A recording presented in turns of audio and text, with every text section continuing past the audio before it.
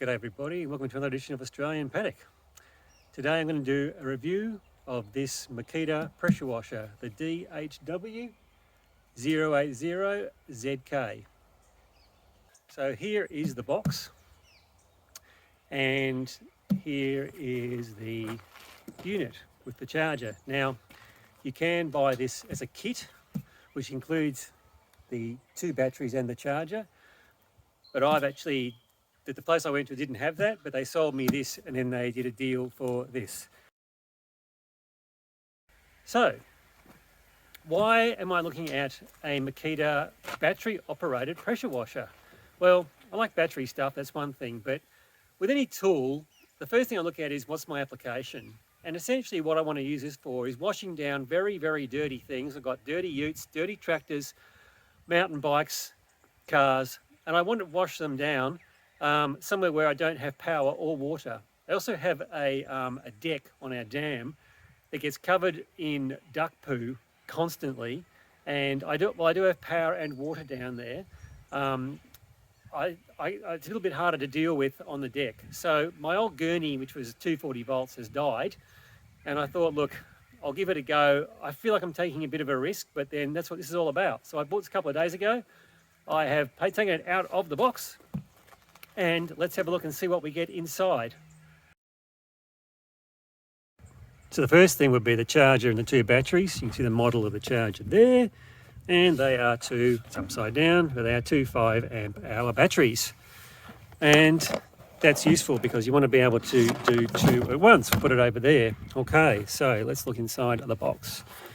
All right, so we've got the pressure unit, we've got the suction hose, we've got the wand here, and we've got some various other parts of the wand and other attachments and things here. So let me take it all out and let's have a closer look at it. Here's the main unit. I must say it actually is very well made. Made in China, of course, but I don't know what you do about that these days, unless you want to pay a lot more money. It's already pretty expensive. The 2 batteries go in here. It's got quite a decent seal around the edge. It's all fairly straightforward. Pressure hose on the front. Turn it around. We've got the suction hose on the side and a place to store your wand and anything else in there. Here's the wand, comes in 2 halves. They've supplied it with called the flat spray, adjustable flat spray arm. There are other wands that are optional, but that one should be good for the majority of things that I want to do with it, which is to clean things. The high pressure hose, look, it's pretty good. It's not the best quality, but it's actually not bad, I think. You know, the actual quality of that looks great. And the bloke in the shop saw this, and it's actually quite a big suction thing. And let's see the size of it next to my hand. That's actually a pretty heavy duty, and he said that this exact unit is put onto some more expensive brands. So that's actually quite nice to see. Looks like a pretty good unit from my perspective. Now I've charged up the batteries, so we should just be able to pop the batteries in. If I can find the right side. Let's open this up. Yeah, get it around the right way. Try and do this one-handed if I can. Okay, so we've got the batteries in. And then this locks and seals them in. Very neat and tidy.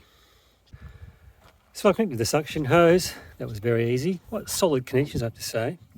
Now the unit also comes with, you can connect the suction hose directly to this, which I'll do in a minute. But you can also replace this with one just for an ordinary hose. So you can see it's got a click-on hose adapter. It even comes with a hose adapter with a filter ready to go. And it comes with a little cleaning thing for your nozzle as well, which is quite nice. It's a nice little touch there.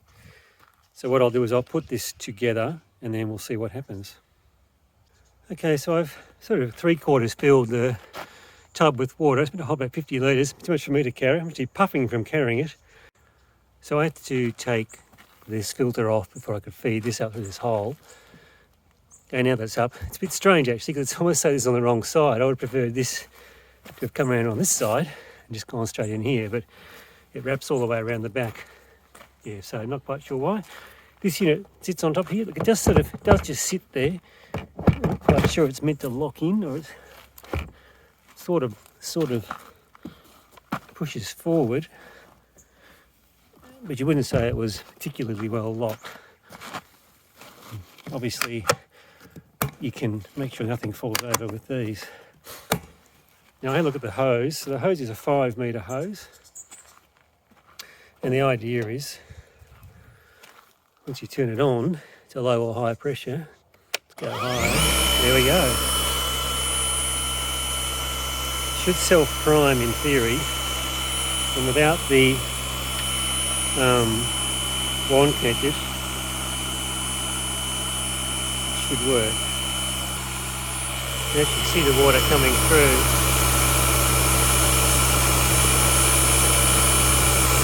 And there's the pressure, just suddenly built the pressure. Okay, so that actually worked quite well. Now in theory, you want to just press and hold this until you get a decent flow. Do it over the garden.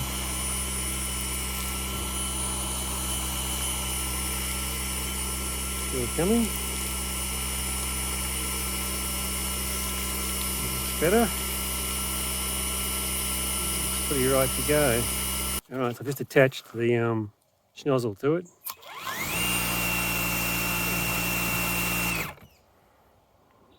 It's quite nice actually. Question is it going to actually clean anything?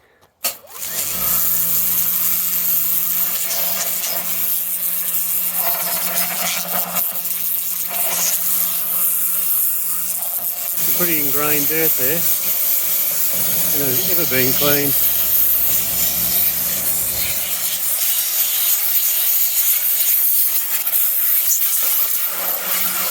I can already tell that's plenty powerful for cleaning the car. Nice and smooth. And the whole point of having this, I don't really do this in the driveway, but for the moment I'm doing it in the driveway. What I'll do is I'll keep going with this for a bit, then I can come back and we can look at some finished results. Okay, so I've just been washing the car, which does a great job, but all of a sudden I ran out of water. So that tank's going to last about 10 to 15 minutes tops. More like about maybe even 5 to 10 minutes. So what I've done is I've gone and refilled it, and on this gravel, dragging it back from the tap, I can tell how much you're out of breath. That's quite heavy without this on top, but that was actually quite difficult. Now, first impressions. Definitely gets a lot of the superficial dirt and bugs off. Does it get rid of the ingrained stuff? Look, this is a pretty dirty car. It might not look it from the video, but it's pretty filthy. And you probably say it looks pretty clean now. It certainly gets rid of that caked on mud. And you sort of got to ask yourself, is it the tool for you? At this stage, partly I'd say. I think I might struggle to get the duck poo off the deck. So I'm not going to recommend it or not recommend it at this point. What I want to do is use it more and come back to you after a few more hours of use and have got the duck poo and the tractor and things like that. Probably make some more videos. One thing I would say is it's definitely a good quality piece of equipment. I'd say it does exactly what it says on the label, and so that's probably a thumbs up for it.